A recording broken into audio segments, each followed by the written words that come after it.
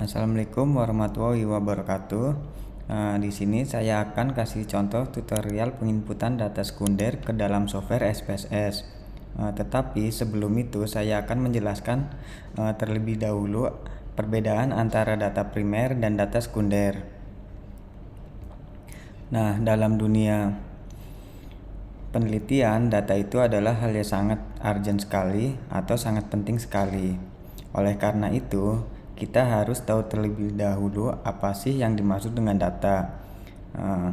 Data adalah catatan pengumpulan fakta dan data merupakan jamak dari datum. Sehingga ketika kita menulis kata data tidak perlu diulang. Contohnya kita menulis data-data itu tidak perlu, melainkan hanya cukup sekali saja, yaitu data.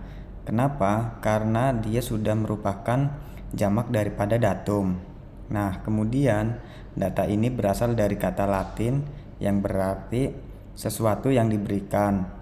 Nah, jadi pada saat kalian mau melakukan penelitian, kita mempunyai data nih, data yang mau kita berikan atau mau kita sajikan.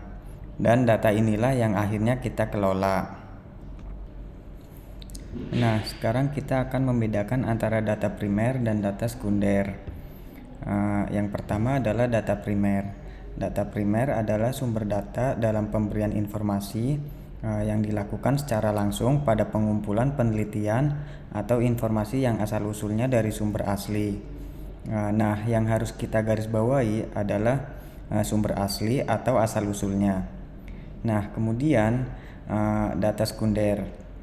Data sekunder adalah data yang digunakan hanya sebagai pendukung daripada data primer saja. Nah, sekarang kita langsung saja bagaimana cara penginputan data sekunder ke dalam software SPSS. Yang pertama adalah buka laporan keuangannya terlebih dahulu. Jadi di sini ada judul penelitian, pengaruh return on asset atau ROA, return on equity atau ROI, dan price earning ratio atau PER terhadap harga saham pada perusahaan perbankan yang terdaftar di Bursa Efek Indonesia pada periode 2011 sampai dengan 2014. Ini adalah judul penelitian. Kemudian dari judul ini kita memerlukan data penelitian sebagaimana variabel yang akan diteliti. Adapun data penelitian atau data laporan keuangannya itu ini. Ini disebut dengan data sekunder atau data time series. Jadi time series itu adalah data runtut waktu. Di sini kan periode yang diteliti mulai dari tahun 2011, 12, 13, dan 14. Oleh karena itu disebut dengan data time series. Nah, untuk sektor perbankan yang diteliti itu ada 8 bank ini nih. Jadi cara menyusun datanya itu seperti ini. Mulai dari Bank BCA, BNI sampai dengan Bank Permata. Dari tahun 2011 sampai dengan 2014. Jadi ini jangan sampai salah nanti ketika kita membuat rekapitulasi data laporan keuangan. Nah, kemudian kita lanjut cara memindahkan data ini atau memasukkan data ini ke software SPSS. Nah, saya buka terlebih dahulu software SPSS-nya. Baik, ini adalah tampilan awal dari software SPSS. Kemudian langkah pertama, saya klik variable view. Kemudian pada bagian name saya tulis X1, lalu X2, lalu X3, dan Y. Lalu pada X1 di kolom label saya tuliskan ROA, lalu X2 nya adalah ROI, lalu X3 nya itu adalah PER, dan Y nya itu adalah harga saham, harga saham. Nah, pada bagian desimal untuk variabel harga saham saya rubah jadi 0. Nah, mengapa 0? Karena untuk harga saham bukan merupakan pecahan desimal atau angka utuh. Mari kita lihat lagi datanya. Untuk harga saham ini adalah angka utuh, jadi bukan pecahan desimal sebagaimana data untuk variabel X1, X2, dan X3 itu adalah pecahan desimal. Ada dua angka di belakang koma. Oleh karena itu pada desimal di SPSS ini saya tulis masih 2 karena masih ada 2 angka di belakang koma ini. Kemudian untuk opsi lain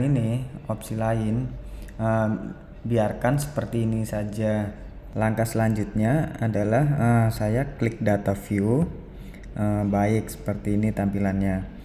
Kemudian kita akan memindahkan data yang ada di Excel tadi, data laporan keuangan, ke software SPSS ini. Caranya saya buka terlebih dahulu data laporan keuangan yang ada di Excel, lalu blok semua dari awal sampai akhir ini, lalu saya pilih copy dan saya pastekan di sini di software SPSS. Baik, seperti ini cara penginputan data di software SPSS. Jangan lupa untuk save atau simpan, dan saya simpan di desktop. Saya beri nama data laporan keuangan, dan saya save. Yes. Nah, seperti ini untuk penginputan data laporan keuangan. Ini buat catatan ya. Seringkali terjadi kesalahan pada waktu penginputan data laporan keuangan. Misalkan yang direkap itu bukan seperti ini nih, melainkan Bank BCA, BNI sampai Bank Permata itu direkap menjadi bentuk kayak horizontal gini, Nah, jadi hanya ada 4 sampel. Nah, itu kurang tepat. Jadi cara penginputannya adalah diurutkan seperti ini nih, ke bawah sampai dengan sektor perbankan yang diteliti. Nah, sedikit tips untuk judul penelitian seperti ini. Maka analisis yang dibutuhkan untuk menyelesaikan penelitian ini, yang pertama adalah uji asumsi klasik, mencakup uji normalitas, uji multikolinearitas, uji heterokidestisitas, uji autokorelasi. Baru setelah data ini lolos nih, maka kita bisa lanjut ke analisis regresi linear berganda. Baik, saya kira cukup sekian tutorialnya. Semoga bermanfaat, dan jika kalian suka dengan video ini, kalian bisa share ke teman-teman kalian, dan jika ada kesalahan penyampaian bisa komen di bawah ini. Sekian dan terima kasih.